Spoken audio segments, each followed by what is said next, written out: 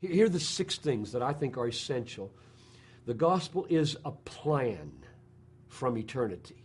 And I say that because when Paul articulated the gospel, he said, Christ died for our sins according to the Scriptures, which means something before signified this is a plan. God set it up before it happened.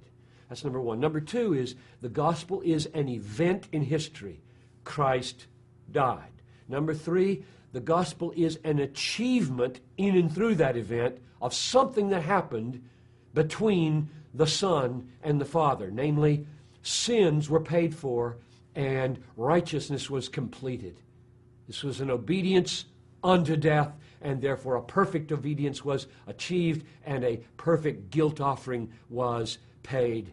So that's number 3, an achievement. Number 4 is that is extended in an offer to the world that is free.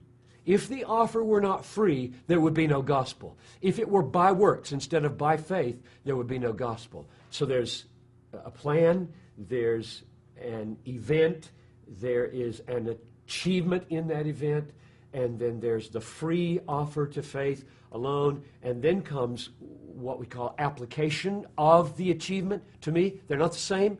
God did something in history for me before I have any taste of it, but now by faith I am forgiven, and now by faith I am justified, and that's an essential part of the gospel. If those things don't happen to me, there's no good news at all.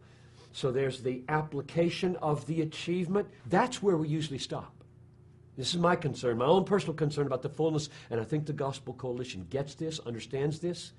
If we stop at forgiveness, just take forgiveness. If we stop at forgiveness and say to the world, we have good news for you. God made a plan. God sent His Son. Christ died. Your forgiveness was achieved. It's offered freely. Take it by faith. Yes, you have it. And we stop, which we often do. Something's missing, because I want to say, so what, forgiven? And a lot of people might answer, well, I don't like a guilty conscience, or I don't like going to hell, or my family might be better if I could live as a forgiven person instead of a guilty person.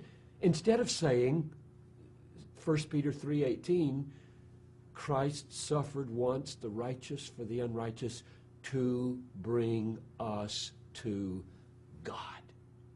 The 6th piece of the gospel that I think is absolutely essential is that we're forgiven and we're justified to bring us to God. God is our treasure. God is the end. My forgiveness is not the end. My justification is not the end. My going to heaven and not having a sick body anymore is not the end. All of that is means. Means to what? Seeing Him, knowing Him, loving Him, being satisfied in Him, and Him being more glorified in me because I'm now eternally satisfied in Him.